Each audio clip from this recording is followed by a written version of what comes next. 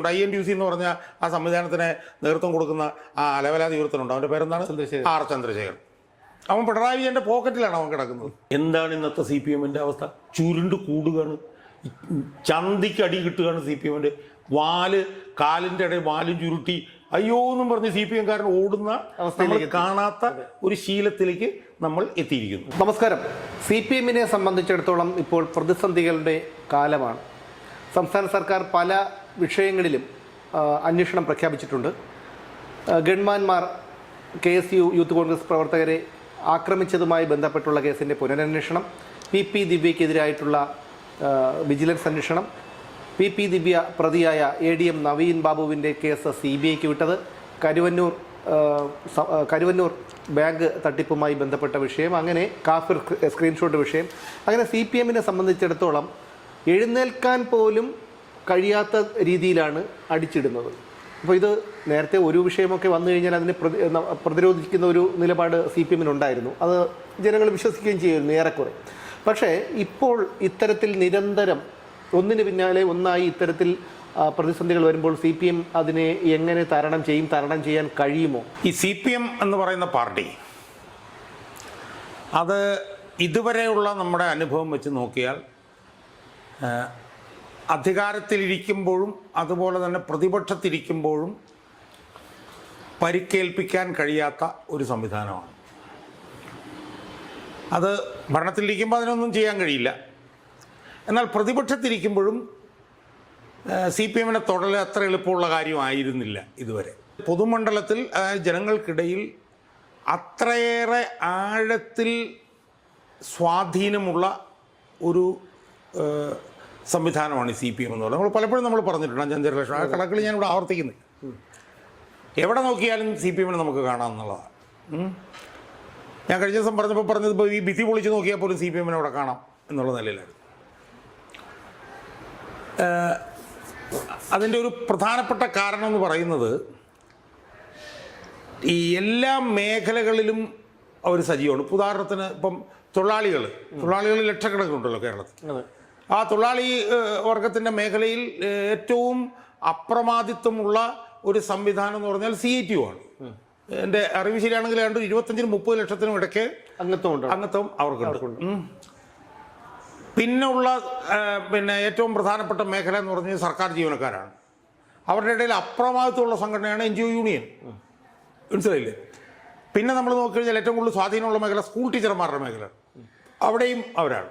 കോളേജിൻ്റെ മേഖല, ഏത് മേഖല നോക്കിയാലും ആ മേഖലയിലെല്ലാം തന്നെ അപ്രമാദിത്വമുള്ള സംഘടനാ സംവിധാനമുള്ള CPM-നെ പ്രതിപക്ഷത്തിരിക്കുമ്പോൾ പോലും തൊടുക എന്ന് പറഞ്ഞാൽ ബുദ്ധിമുട്ടുള്ളൊരു അനുഭവമാണ് നമുക്ക് ഇതുവരെ ഉണ്ടായിട്ടുള്ളത്. ഇപ്പോൾ ഞാനിപ്പോൾ ഒരു ഉദാഹരണം പറയാം. ഇപ്പോൾ കേരളത്തിൻ്റെ പൊതുമനസാക്ഷിയെ ഏറ്റവും കൂടുതൽ സ്വാധീനിച്ചിട്ടുള്ള ഒരു സംഭവമാണ് TP ചന്ദ്രശേഖരൻ വധം. ആ TP ചന്ദ്രശേഖരൻ വധം നടക്കുമ്പോഴത്തേക്ക് CPM പ്രതിപക്ഷത്താണ്, ഭരണത്തിലല്ല. അതെ, മനസ്സിലായില്ലേ? അല്ലെങ്കിൽ UDF ഭരിക്കുമ്പോഴാണ് TP ചന്ദ്രശേഖരനെ കൊല്ലുന്നത്. പക്ഷേ ആ കേസിൽ പിന്നെ കുറേ പേര് ശിക്ഷിക്കപ്പെടുന്നത് UDF-ൻ്റെ കാലത്താണ് നമ്മൾ കണ്ടോ. എന്തായാലും പ്രതിപക്ഷത്തിരിക്കുമ്പോൾ പോലും CPM-നെ കൈവെക്കുക എന്ന് പറഞ്ഞാൽ വലിയ ബുദ്ധിമുട്ടുള്ള കാര്യമായിട്ടാണ് നമ്മൾ ഇതുവരെ കണ്ടത്. ഉദാഹരണത്തിന് ഇപ്പോൾ കേരളത്തിലെ ഏറ്റവും പ്രധാനപ്പെട്ട മേഖലയാണ് വൈദ്യുത മേഖല. വൈദ്യുത മേഖലയിൽ ഏറ്റവും പ്രധാനപ്പെട്ട ഒരു സംവിധാനമാണ് ഇലക്ട്രിസിറ്റി ബോർഡ്. ഇലക്ട്രിസിറ്റി ബോർഡിലൊക്കെ CITU-കാരനെയൊക്കെ തൊടുക എന്നൊക്കെ പറഞ്ഞു കഴിഞ്ഞാൽ ചെറിയ പണിയല്ല. കാരണം അവിടെ ഓഫീസ് അസോസിയേഷൻ, അവിടെ പിന്നെ വർക്കേഴ്സ് അസോസിയേഷൻ എല്ലാം അവരാ. മനസ്സിലായി? അപ്പോൾ അവർ മാത്രമല്ല, ഈ കോൺഗ്രസ് എന്ന് പറയുന്ന സംവിധാനം ഈ മേഖലയെല്ലാം പരമ ദുർബലമാണ്. അതെ. ഇപ്പം നമ്മളിപ്പം പിന്നെ ട്രേഡ് യൂണിയൻ്റെ മേഖല എടുത്ത് നോക്കൂ. CITU-ന് 25 ലക്ഷം 30 ലക്ഷം വരെ അംഗങ്ങളുള്ള സുസംഘടിതമായ സംവിധാനമാണ് CITU. INTUC ഉണ്ട്. INTUC എന്ന് പറഞ്ഞാൽ ആ സംവിധാനത്തിന് നേതൃത്വം കൊടുക്കുന്ന ആ അലവലാതി ഉയർത്തനുണ്ട്. അവൻ്റെ പേരെന്താണ്? ആർ ചന്ദ്രശേഖരൻ. അവൻ പിണറായി വിജയൻ്റെ പോക്കറ്റിലാണ് അവൻ കിടക്കുന്നത്. മനസ്സിലായില്ലേ? പിണറായി വിജയൻ്റെ പോക്കറ്റിൽ നിന്നാണ് അവൻ പുറത്തേക്ക് ഇങ്ങനെ എത്തി നോക്കുന്നത്.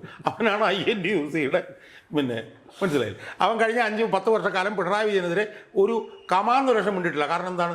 വലിയൊരു അഴിമതി കേസിൽ പിണറായി വിജയനാണ് അവനെ രക്ഷിച്ചുകൊണ്ടിരിക്കുന്നത്. 500 കോടിയുടെ. അപ്പം അതുപോലെ തന്നെയാണ് ഇപ്പോൾ പിന്നെ അധ്യാപകരുടെ മേഖല എടുത്താലും എൻ ജി ഒണിൻ്റെ മേഖല എടുത്തപ്പോൾ സെക്രട്ടേറിയറ്റ് സ്റ്റാഫിൻ്റെ മേഖലയിൽ നോക്കിയാൽ സെക്രട്ടേറിയറ്റിൻ്റെ CPM-ന്റെ സ്റ്റാഫ് അസോസിയേഷനിലാണ് 10% ആളുകളുള്ളത്. Police association. അപ്പം ഏത് മേഖല നോക്കിയാലും അവർ പ്രതിപക്ഷത്ത് നിന്നാലും അവരെ തൊടാൻ പറ്റാത്ത ഒരു സാഹചര്യമാണ് നമ്മൾ കേരളത്തിൽ ഇതുവരെ കണ്ട് ശീലിച്ചിട്ടുള്ളത്. അതെ. പക്ഷെ നമ്മൾ കേരളത്തിൽ കണ്ട് ശീലിക്കാത്ത പല സംഭവങ്ങളും ഇപ്പം നടന്നുകൊണ്ടിരിക്കുകയാണ്. ഉദാഹരണത്തിന് 102 സീറ്റിൽ UDF വിജയിച്ചു. നമ്മൾ ഇതുവരെ കണ്ട് ശീലിച്ചിട്ടില്ല. ഏതാണ്ട് 99 സീറ്റ് വന്നിട്ടുള്ളൂ. അതുപോലെ തന്നെ CPM-നകത്തുനിന്ന് വിമതന്മാർ വന്ന് CPM-ന്റെ കോട്ടകളിൽ മത്സരിച്ച് ജയിക്കുന്ന ഒരു സംവിധാനം നമ്മൾ ഇതുവരെ കണ്ടിട്ടുണ്ടോ? ഇപ്പോൾ കണ്ടു. ഇപ്പോൾ പയ്യന്നൂർ എന്ന് പറഞ്ഞ സ്ഥലം 15 തവണ ജയിച്ച സ്ഥലമാണ് അവിടെ. 50,000 വോട്ടിൻ്റെ ഭൂരിപക്ഷത്തിന് CPM ജയിച്ചെടുത്ത് 7,000 വോട്ടിന് ഒരു പാവപ്പെട്ട നരിന്ത് മനുഷ്യൻ വന്ന് ജയിക്കുന്നു. ഊതിയ താഴെ വീഴുന്ന ഒരു മനുഷ്യൻ. തളിപ്പറമ്പിൽ CPM-ന്റെ കോട്ടയാണ്. അവിടെ CPM-നകത്തുനിന്ന് വന്ന ഒരു ജില്ലാ സെക്രട്ടേറിയറ്റ് മെമ്പർ ആലോചിച്ച് നോക്കണം. CPM-ന്റെ പിന്നെ കേരളത്തിലെ ഏറ്റവും വലിയ ചുവന്ന കോട്ടയായിട്ടുള്ള കണ്ണൂരിലെ ഒരു ജില്ലാ സെക്രട്ടേറിയറ്റ് മെമ്പർ അതിനകത്തുനിന്ന് വരുന്നു, മത്സരിക്കുന്നു, ജയിക്കുന്നു. ഇപ്പുറത്ത് തെക്കോട്ട് വന്നാൽ അമ്പലപ്പുഴ, അതും CPM-ന്റെ ഒരു കോട്ടയാണ്. അവിടെ ജിസുകാരൻ ഒന്ന്. അപ്പം ശീലമില്ലാത്ത ഒരുപാട് കാര്യങ്ങൾ നമ്മൾ കാണുന്നു. പിന്നെ നമ്മൾ കാണുന്ന ശീലമില്ലാത്തൊരു കാര്യം എന്താണ്? അഴിമതിയുടെ കൂട്. CPM-ഉം അഴിമതിയും രണ്ട് ധ്രുവങ്ങളിലാണ് നിൽക്കേണ്ടത്. പക്ഷെ അഴിമതിയുടെ മൂർത്തിമത് ഭാവമായിട്ട് CPM മാറുന്നു. അത് നമ്മൾ കാണുന്നു. നമുക്കത് കണ്ട് ശീലമില്ലാത്ത കാര്യം. ഇനി അഴിമതിയുടെ മൂർത്തിമത് ഭാവമായിട്ട് CPM മാറുന്നു എന്നുള്ളതല്ല, CPM-ന്റെ ഏറ്റവും പരമോന്നത നേതാവ് തന്നെ അഴിമതിയുടെ ചെളിക്കൂണ്ടിനകത്ത് മുങ്ങി താണു നിൽക്കുന്നത് നമ്മൾ കാണുന്നു. പിണറായി വിജയൻ. അതെ. ഇനി പിണറായി വിജയനെ പോലൊരു ക്യാരക്ടർ CPM-ന്റെ ചരിത്രത്തിൽ ഇതുവരെ ഉണ്ടായിട്ടുണ്ടോ? അപ്പോൾ നമ്മൾ ശീലമില്ലാത്ത പല കാര്യങ്ങളും ഇപ്പം നമ്മൾ കാണാൻ തുടങ്ങിയിരിക്കുകയാണ്. അതിൻ്റെ പശ്ചാത്തലത്തിൽ വേണം ഇപ്പം നടക്കുന്ന സംഭവ വികാസങ്ങളെ നമ്മൾ നോക്കി കാണാൻ. ഇപ്പം ഇതിനു മുമ്പ് 2001-ലും പ്രതിപക്ഷത്തിരുന്നിട്ടുണ്ട് CPM. അന്ന് 47 സീറ്റേ ഉണ്ടായിരുന്നുള്ളൂ പ്രതിപക്ഷത്തിൽ. പക്ഷേ ആ പ്രതിപക്ഷത്ത് അന്ന് CPM ഇരിക്കുമ്പം അന്ന് CPM എടുത്തിട്ട ചതക്കയായിരുന്നു UDF-നെ. അന്ന് പ്രതിപക്ഷ നേതാവ് VS അച്യുതാനന്ദനായിരുന്നു. മനസ്സിലായില്ലേ? അപ്പോൾ 47 പേരെ ഉണ്ടായിരുന്നുള്ളെങ്കിലും ഒരു ദിവസം, ഒരു മണിക്കൂർ, ഒരു മിനിറ്റ് പോലും ഉമ്മൻചാണ്ടിക്ക് സ്വൈര്യം കൊടുത്തിട്ടില്ല 5 വർഷവും. എനിക്ക് ഓർമ്മയുണ്ട്, ഞാൻ VS-ന്റെ കൂടെ ഉണ്ട്. അധികാരത്തിൽ കയറി ഏതാണ്ട് ഒരു 3 ആഴ്ച 4 ആഴ്ച കഴിഞ്ഞപ്പോഴേ അതിരൂക്ഷമായിട്ടുള്ള പ്രസ്താവന വന്നു ഉമ്മൻചാണ്ടിക്കെതിരെ. പിന്നെ ഉമ്മൻചാണ്ടി പിന്നെ 2006 ആയപ്പോഴത്തേക്ക് എയറിലായിരുന്നു 2006 വരെ. മനസ്സിലായി? അവിടെ നിന്ന് നമ്മൾ ഇങ്ങോട്ട് നോക്കിയാൽ എന്താണ് ഇന്നത്തെ CPM-ന്റെ അവസ്ഥ? ചുരുണ്ട് കൂടുകയാണ്. ചന്തിക്ക് അടി കിട്ടുകയാണ്. CPM-ന്റെ കാലിൻ്റെ ഇടയിൽ വാലും ചുരുട്ടി അയ്യോ എന്നും പറഞ്ഞ് CPM-കാരൻ ഓടുന്ന നമ്മൾ കാണാത്ത ഒരു ശീലത്തിലേക്ക് നമ്മൾ എത്തിയിരിക്കുന്നു. ഇപ്പോൾ നേരത്തെ സുമേഷ് പറഞ്ഞ പോലെ എത്ര കേസുകളാണ്? ദിവ്യയുടെ കേസ്, രക്ഷാപ്രവർത്തനത്തിന്റെ കേസ്, കാഫർ സ്ക്രീൻഷോട്ടിന്റെ കേസ്, അല്ലേ? കരുവന്നൂർ കേസ്, പിന്നെ കേസ്, ഉദ്യോഗസ്ഥരെ ആക്രമിച്ച കേസ്. അപ്പോൾ ഇതൊക്കെ നമ്മൾ ഇതുവരെ കാണാത്ത ശീലമാണ്. ഈ ശീലത്തിലേക്ക് ഇപ്പം CPM മാറാനുള്ള കാരണം എന്താ? മാറാനുള്ള കാരണം എന്ന് പറഞ്ഞാൽ CPM അത്യസാധാരണമായ രീതിയിൽ ജീർണിച്ചിരിക്കുന്നു. CPM-ന്റെ ഗവൺമെൻറ്റും CPM-ന്റെ പാർട്ടി സംവിധാനവും അത്യസാധാരണമായ രീതിയിൽ ചീഞ്ഞളിഞ്ഞ് പൂത്ത് ചീഞ്ഞ് നാറി പുഴുത്ത് പുഴുവരിക്കുന്നു. മനസ്സിലായി? ആ സാഹചര്യത്തിലേക്ക് കഴിഞ്ഞ 10 വർഷത്തിനുള്ളിൽ ഈ വിജയനും ഗോവിന്ദനും കൂടി മാറ്റിയെടുത്തു. മനസ്സിലായില്ലേ? ഇപ്പം സംസ്ഥാന കമ്മിറ്റി കഴിഞ്ഞു. സംസ്ഥാന കമ്മിറ്റിക്ക് മുമ്പ് നടന്ന കമ്മിറ്റികളിലുള്ള ചർച്ചകൾ എന്ന് പറഞ്ഞാൽ എന്താ? പച്ചയ്ക്ക് ചീത്തവിളി, പട്ടിയെ പോലെ നായെ പോലെ കുരയ്ക്കുന്നവൻ ഗോവിന്ദൻ, പാർട്ടി സെക്രട്ടറി. മനസ്സിലായി? ഇതൊന്നും നമ്മൾ കേട്ട് ശീലിച്ചില്ല. അതൊക്കെ അതാ ഞാൻ പറഞ്ഞത്, പുതിയ ശീലങ്ങളാണെന്ന് ഞാൻ പറയുന്നത്. മനസ്സിലായി? അപ്പം ആ ശീലങ്ങളുടെ പശ്ചാത്തലത്തിൽ നോക്കിയാൽ CPM-ന് ഇനി ഒരു ഉയർത്തെഴുന്നേൽപ്പ് ഉണ്ടാകുമോ എന്ന് തന്നെ നമ്മൾ സംശയിക്കേണ്ടി വരും. കാരണം നമ്മളിപ്പോൾ ഓരോന്നായിട്ട് എടുത്ത് നോക്കും. ഇപ്പോൾ രക്ഷാപ്രവർത്തനത്തിലെ അന്വേഷണവുമായി ബന്ധപ്പെട്ട് ഇപ്പം എന്താ സംഭവിച്ചിരിക്കുന്നത്? 26 വർഷമായി പിണറായി വിജയൻ്റെ കൂടെ നിന്ന് അനിൽകുമാറും സന്ദീപും 2 അംഗരക്ഷകർ ഇന്ന് ഒളിവിൽ. സന്ദീപ് അത്രയും കാലം വന്നിട്ടില്ല. 26 വർഷം അവർ രണ്ടുപേരും ഇന്ന് ഒളിവിലാണ്.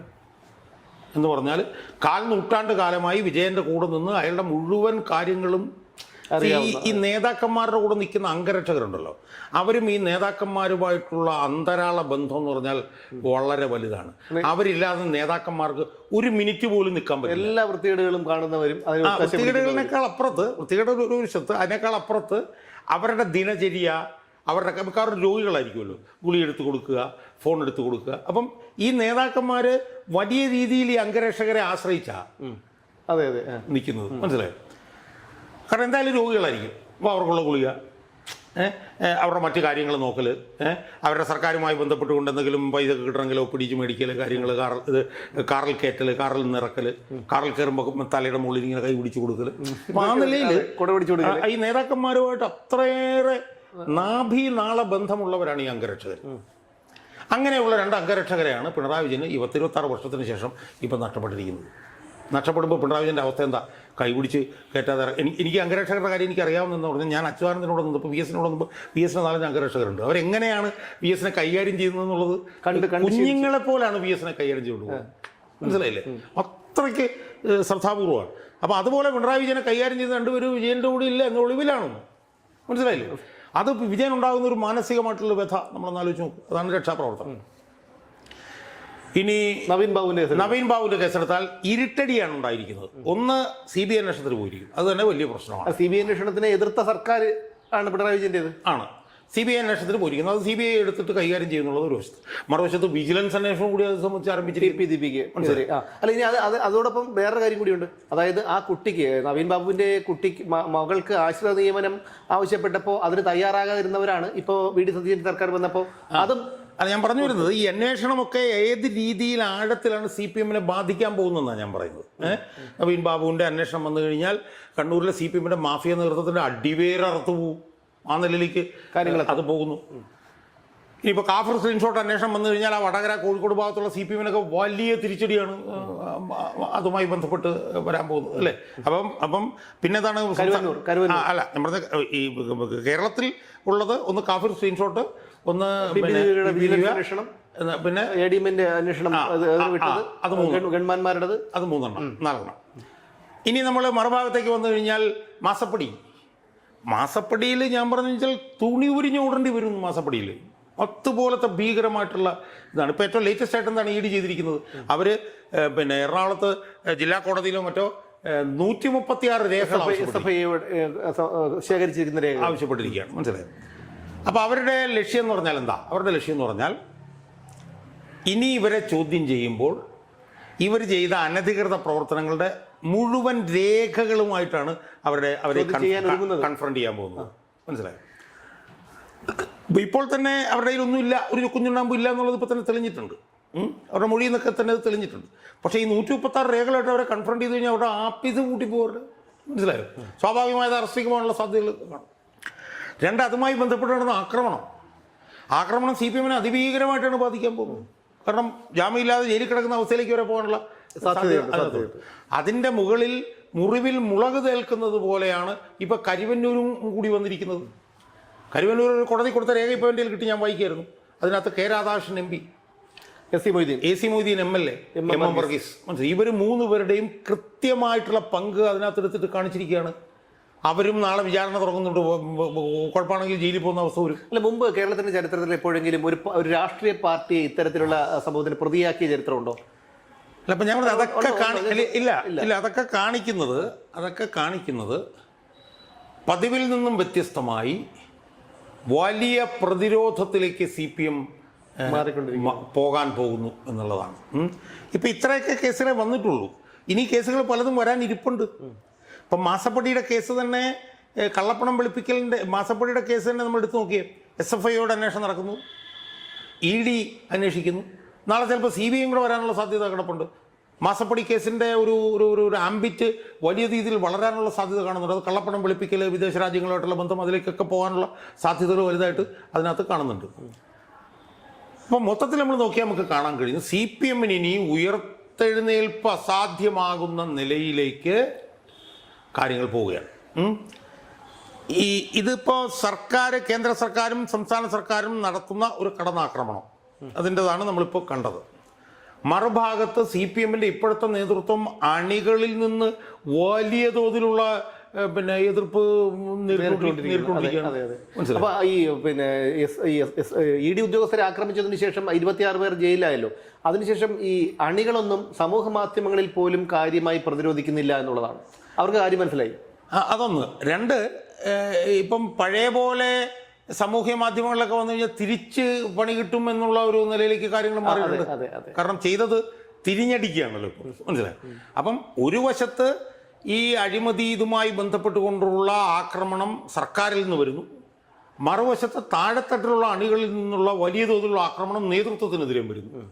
ഇതിനിടയിൽപ്പെട്ട് ഇങ്ങനെ ഞെരിഞ്ഞ് നിൽക്കുകയാണ്, മനസ്സിലായോ. സാധാരണഗതിയിൽ ഇങ്ങനെ വരുമ്പോൾ പിന്നെ അടിസ്ഥാനപരമായിട്ടുള്ള മാറ്റങ്ങൾ വരുത്തിയാണ് മൂവ്മെൻറ്റുകൾ മുന്നോട്ട് പോവുക. ഇപ്പം ബംഗാളിൽ ഇപ്പോൾ ഇത്രയും പ്രതിസന്ധി ഉണ്ടായി. ബംഗാളിൽ പ്രതിസന്ധി ഉണ്ടായപ്പോഴത്തേക്ക് അവരെന്താ ചെയ്ത്? അവരവരുടെ കമ്മിറ്റി മുഴുവൻ പിരിച്ചു വിട്ടു. ശരിയോ തെറ്റെന്നുള്ള വേറെ കാര്യം. പക്ഷേ ഇവിടെ എന്താണ്? ഇവിടെ ഇപ്പോഴും ഇതിനെ ന്യായീകരിച്ചും സാധൂകരിച്ചും നിൽക്കുകയാണ്. ജനമെടുത്ത് കീറക്കടലാസ് പോലെ വലിച്ചെറിഞ്ഞ ഒരുത്തനെ വീണ്ടും പ്രതിപക്ഷ നേതാവായി കൊണ്ടുവരികയാണ്. എന്നിട്ട് ഇന്നലത്തെ പാർട്ടിയിൽ നടന്ന ചർച്ചകളിലൊക്കെ പിന്നെ അത് കൂട്ടായ നേതൃത്വത്തിൻ്റെ കുഴപ്പമാണ്, നേതൃത്വത്തിൻ്റെ പ്രശ്നമാണെന്നൊക്കെ പറഞ്ഞതങ്ങ് ഒരു നിസാരവൽക്കരിച്ച് അങ്ങ് രക്ഷപ്പെടാനുള്ള ഒരു ശ്രമം നടക്കുന്നത്. നമുക്കറിയാമല്ലോ ഇതിൽ ഒരു 90% പിണറായി വിജയനും 10% ഗോവിന്ദനുമാണെന്നുള്ളത് നമുക്കറിയാമല്ലോ. അതെങ്ങനെയാണ് കൂട്ടായ നേതൃത്വമാകുന്നത്? കൂട്ടായ നേതൃത്വം അല്ലല്ലോ ഈ തെരഞ്ഞെടുപ്പ്. അതായിരിക്കാം ചിലപ്പോൾ. ഞാൻ അതുകൊണ്ടാണ് പലപ്പോഴും ഇതിനു മുമ്പത്തെ വീഡിയോകളിലൊക്കെ ഞാൻ പറഞ്ഞിട്ടുള്ളത് 2004 വലിയ പരാജയം കോൺഗ്രസിനുണ്ടായപ്പോഴത്തേക്കും അതിൻ്റെ ഉത്തരവാദിത്വം ഏറ്റെടുത്ത് അന്ന് മുഖ്യമന്ത്രിയായിരുന്ന ആന്റണി രാജിവെച്ച് പോവുകയാണ് ചെയ്തത്. അല്ല, ആന്റണിക്ക് നാണവുമാനുണ്ട്, പിണറായി വിജയൻ അതില്ല. വ്യത്യാസം നമ്മൾ ആന്റണിയുടെ കാര്യം ഒന്ന് ആലോചിച്ച് നോക്കൂ. അന്ന് യഥാർത്ഥത്തിൽ അന്നത്തെ തോൽവിയുടെ ഉത്തരവാദിത്വം ആന്റണിക്കാണെന്ന് നമുക്ക് പറയാൻ കഴിയില്ലായിരുന്നു. ആന്റണിയുടെ പ്രവർത്തനം കൊണ്ടല്ലെന്ന് തോറ്റത്. എന്നിട്ടും അയാൾ ഉത്തരവാദിത്തം ഏറ്റെടുത്ത് രാജ്യം. അത് മാത്രമല്ല, ഇനി ഈ തെരഞ്ഞെടുപ്പിൽ ഇപ്പൊ കഴിഞ്ഞു പോയ തെരഞ്ഞെടുപ്പിൽ ഒരു പക്ഷേ LDF വിജയിച്ചിരുന്നെങ്കിൽ അതിന്റെ ക്രെഡിറ്റ് ആരെടുക്കുമായിരുന്നു? അതെ, അതൊന്ന്. 21 ജയിച്ചു. 21 ജയിച്ചതിന്റെ ക്രെഡിറ്റ് ആരായെടുത്തത്? പിണറായി വിജയൻ. ജയിക്കുമ്പോൾ ക്രെഡിറ്റ് എടുക്കുക, മനസ്സിലായോ. തോറ്റതിന്റെ ക്രെഡിറ്റ് വിജയനാണെന്നുള്ളത് വിജയൻ ഉൾപ്പെടെയുള്ള എല്ലാവർക്കും അറിയാം. യഥാർത്ഥത്തിൽ വിജയൻ എന്തെങ്കിലും ഒരു സാമാന്യ മര്യാദ ഉണ്ടായിരുന്നെങ്കിൽ വിജയൻ സ്വയം ഞാൻ കാരണമാണ് തോറ്റത്, ഞാൻ മാറി നിൽക്കുകയാണെന്ന് പറയണ്ടേ? അത് പറയില്ല, അത് പറയാനൊക്കെ പറ്റില്ല. അതെ, മനസ്സിലായി. ഗോവിന്ദനെയാണ് ഏറ്റവും കൂടുതൽ പിണറായി വിജയൻ കഴിഞ്ഞാൽ തള്ളിക്കളഞ്ഞില്ല. ഗോവിന്ദൻ പറയണ്ടേ എനിക്ക് പറ്റിയ പണിയുള്ളത്, ഞാൻ കാരണമാണ് തോറ്റത്, ഞാൻ മാറി നിൽക്കുന്നില്ല, മനസ്സിലായി. അപ്പോൾ അതുകൊണ്ട് തന്നെ ഇതെല്ലാം തെളിയിക്കുന്നത് എന്താണെന്ന് ചോദിച്ചാൽ, ഇതെല്ലാം തെളിയിക്കുന്നത് ഈ സംവിധാനത്തിന് ഇനിയൊരു ഒരു രണ്ടാം ജന്മമില്ല, ഒരു ഉയർത്തെഴുന്നേൽപ്പില്ല. ഈ സംവിധാനം ബംഗാളിലെയും ത്രിപുരയിലും പോലെ ഒരു പോക്ക് പോകാനാണ് സാധ്യത എന്നാണ് ഇപ്പം നടക്കുന്ന ഈ സംഭവവികാസങ്ങൾ പിന്നെ കാണിക്കുന്നത്. ഇതുവരെ വന്ന കേസുകൾ പോലെ ഇനിയും കേസുകൾ വരാനുണ്ട്. അതെ, ഊരാളുങ്കലുമായി ബന്ധപ്പെട്ടുള്ള കേസുകൾ വരാനുണ്ട്, KPയുമായിട്ട് ബന്ധപ്പെട്ട കേസുകൾ വരാനുണ്ട്, ശബരിമല കൊള്ള ഇനിയിപ്പോൾ കൂടുതൽ അന്വേഷിക്കേണ്ടി. ഇത് മൂന്നുമാണ് ഏറ്റവും മറ്റേ കാഫിർ സ്ക്രീൻഷോട്ട് പോലെയൊന്നും അല്ല ഈ സംഭവങ്ങളൊക്കെ വരുമ്പോൾ ഇതിന്റെ ഒരു ആഴം. അതെ. അപ്പം അതുകൊണ്ട് ഇത് UDF വലിയൊരു അവസരമാണ് എന്നവർ മനസ്സിലാക്കണം. അവർ ഒത്തുകളിക്കാതെ, CPMുമായി ഒത്തുകളിക്കാതെ അവർ ഈ വിഷയങ്ങളൊക്കെ എടുത്ത് മുന്നോട്ട് കൊണ്ടുപോയാൽ അവർക്ക് അടുത്ത ഒരു ടീമിനുള്ള സാധ്യത കൂടി അവരുടെ മുന്നിലുണ്ട് എന്ന് കണ്ട് പ്രവർത്തിച്ചാൽ അവർക്ക് നല്ലത്. CPMനെ സംബന്ധിച്ചിടത്തോളം CPMന്റെ തിരിച്ചുവരവ് സാധ്യത ഓരോ ദിവസം കഴിയും തോറും കുറഞ്ഞുകൊണ്ടിരിക്കുകയാണ് എന്നാണ് ഇപ്പോൾ നടക്കുന്ന സംഭവവികാസങ്ങൾ തെളിയുന്നത്.